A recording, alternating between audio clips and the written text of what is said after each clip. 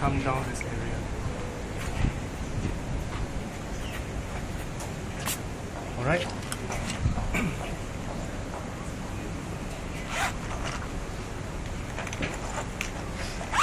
Okay, maybe I'll sit down when I paint so those of you at the back can look. Oops. Angle to it, well, not too much, just a bit. Depends on preference. Some people paint very flat. Okay, some people paint like this. Okay, depending on the amount of water you use. If you paint very wet, then they want to keep it flatter. Okay, if you do a lot of dry brush, dry work, then it's okay to be a bit more vertical. Okay,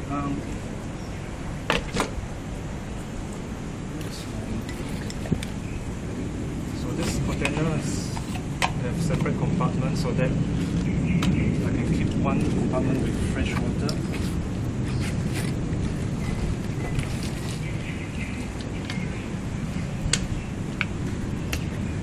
It's nice now, you can see the shadow coming out. That's all what plein air is about, capturing the mood and atmosphere of a view. It's not really about capturing lightness or capturing the realistic looking picture, but the feel of the place. Okay, to start off, I usually wet some area, sky area. As you can see, I don't wet the whole thing entirely, just a bit of it. Okay. And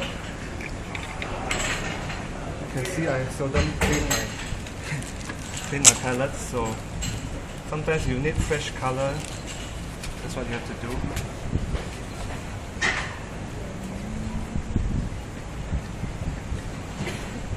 Technically, you don't need to wash the palette. I just washed it like 2 weeks ago. Otherwise, it's even dirty. You can see it's quite clean here. Otherwise, it's like. If you recycle the paint, you know. Yeah, all these paints you can still use. And it's actually quite nice. It gives you a greyish. If I want dirty color or greyish color, I can reuse it. Yeah.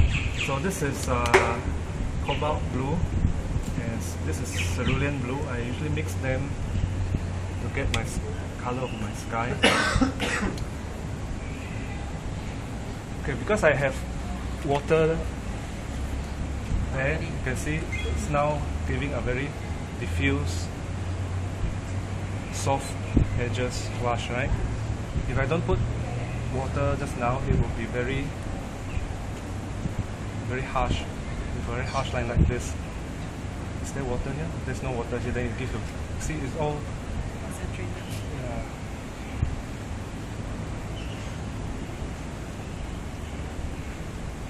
I'll leave a bit of gaps there to represent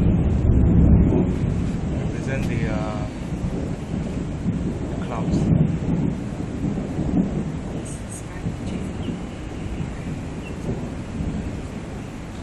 Okay, sometimes I mix a bit of purple.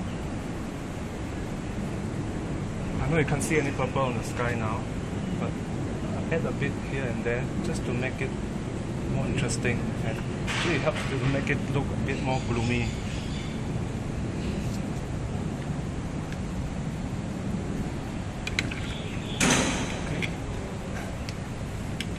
Try like painting halfway in the sky to change color.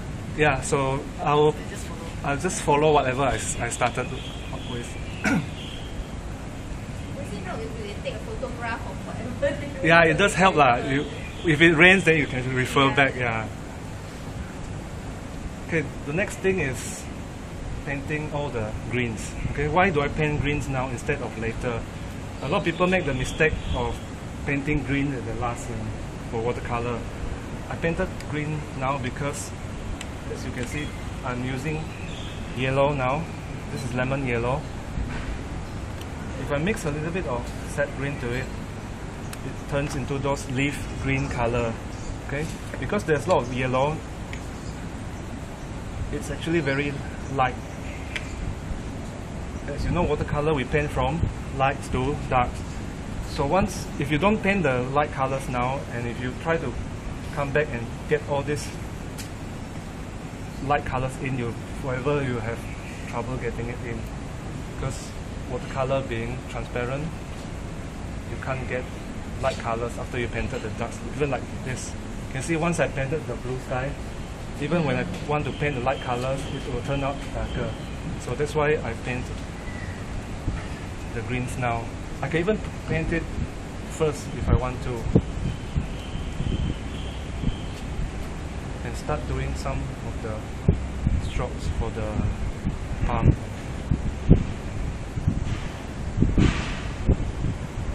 Okay.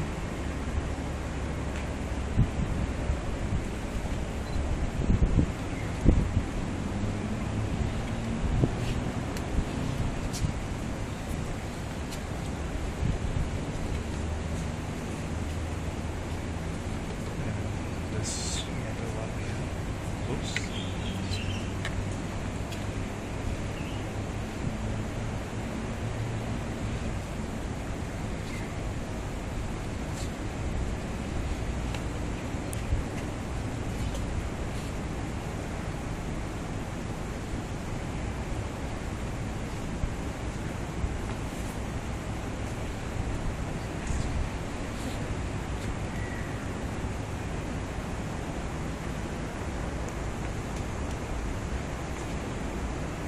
So using the tip of the brush to do these strokes, or I can actually change my brush using this one.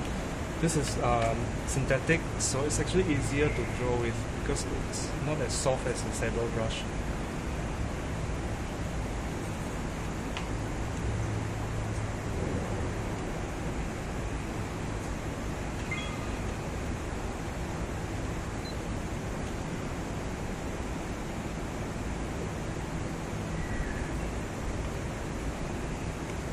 Okay, there's blue moon here.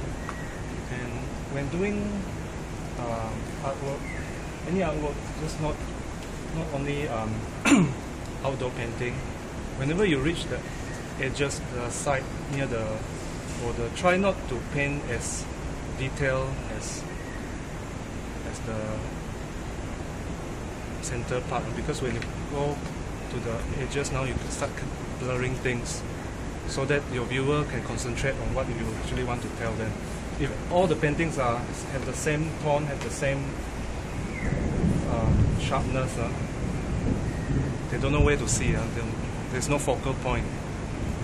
See, I'm actually blurring this side now with water. Okay.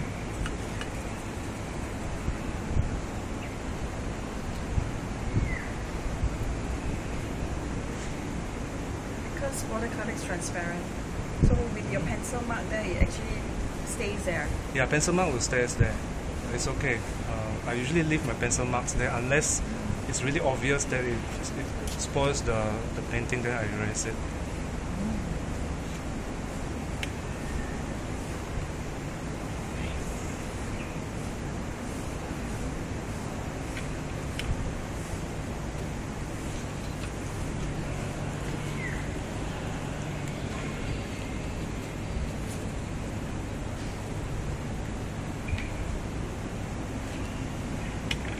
Now I'm going to do a big wash of greens on the heels. Okay, so back to this.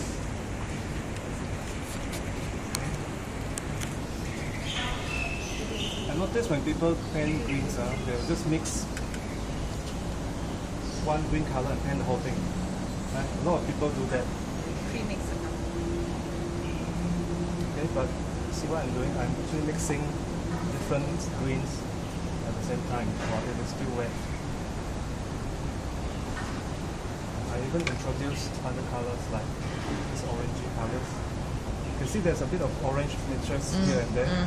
Okay, so by adding this, you give variety to the colors and give your viewer a more pleasing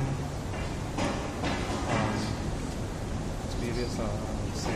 Otherwise, it's very boring. I know a lot of people just paint this type of green from top to bottom.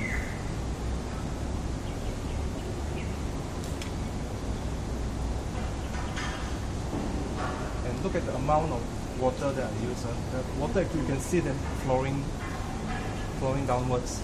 That's how much water you need for watercolor. A lot of people paint like this, with a very dry brush. Or repeatedly and repeatedly until your paper fiber all come out. That's not the way to paint watercolor, right? You only need to go through once, let the paint flow, let gravity help you to 60% paint. water, 40% paint. Yeah, especially for the first wash. Then I have students ask me, how come I'll never get dark colors in watercolor? It's always diluted like this because they all keep adding water when they paint. Even for details, when they want to do darks, you have to judge how much water versus how much paints you need to use. Okay? It's like taking a bath here, you know. It's like taking a bath. It's wet. Yeah, all it's the really way. wet. Okay, now while waiting for this to dry, let's go to the building. Just now there was nice sunshine, sun shades. Now can't really see it. There's still a bit there, but the building itself is about creamy colors, right? I don't have cream color here, so I'm gonna clean off here. I'll just use this yellow ochre. Okay, mix a bit of this is I think this is translucent orange that I have. Okay, these two colors will come close to cream if I dilute lots of water. Okay, I have a bit of green there already. Never mind. More orange, more yellow. Okay. One question. Yeah. So by diluting the color to make it tone down, you do not add white at all for No, watercolor. I don't add white now. Okay, it won't be the same as the cream color there, but it's okay because I'm not. My purpose here is not to copy exactly. I just want to get the feel of the place. Even you see this is not dry, and I get smudges here and there, but it's okay. A lot of people will start panicking. Oh no! Oh no!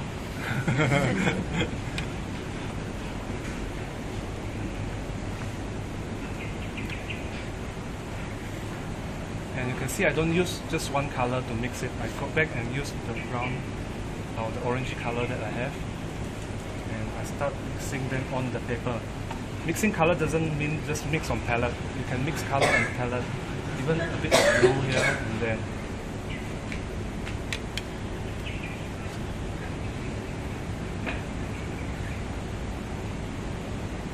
And I'll go back to this brush now because I want to do some calligraphic strokes.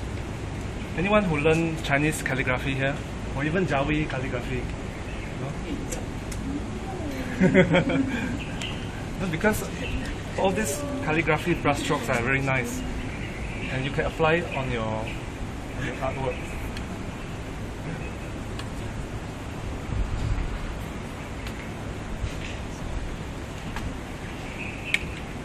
And I always come back to the initial mix. A bit too heavy, then dilute it in water.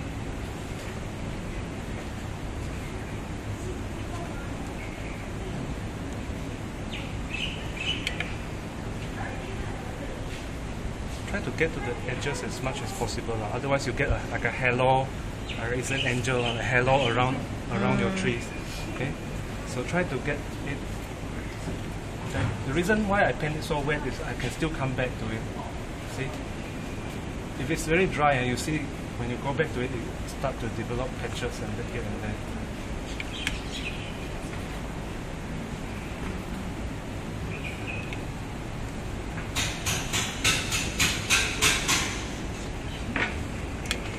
Watercolor is one thing when you don't do outline. Outline on the feature or Yeah, first point. you need to have a bit of outline to help you change. Otherwise, there are people who don't do outline, they just paint straight away, or they draw with their brushes. They use a small brush and they draw outline it. Because it will get diluted that way, you won't see the pencil marks that so obvious. The question just now you said, how do we save it? Okay, like beginners, we always have the problem like what you say. You put the color too dry, right, the area, then you get stuck over there. Yeah. That's not the tone that I want. So can I wash it over with water? Is that what I want? If it's still wet, you can wash it with water so that it will be diluted, right? And then let it dry and then maybe